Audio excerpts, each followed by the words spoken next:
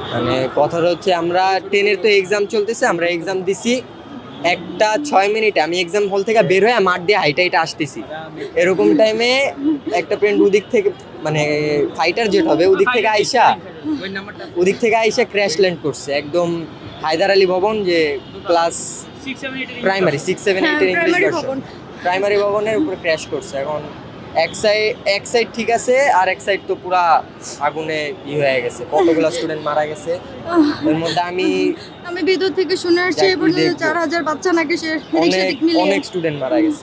7 নম্বর ভবন থেকে বাড়ি খেয়া সুন্দর মতো যে ইয়াতে যে প্রাইমারি যে ভবনটা বাচ্চাদের ইংলিশ ভার্সন, ওখানে যা বাড়ি খেয়েছে, মানে ওখানে ডাইরেক্ট ওইটার ভিতরে যা পড়ছে।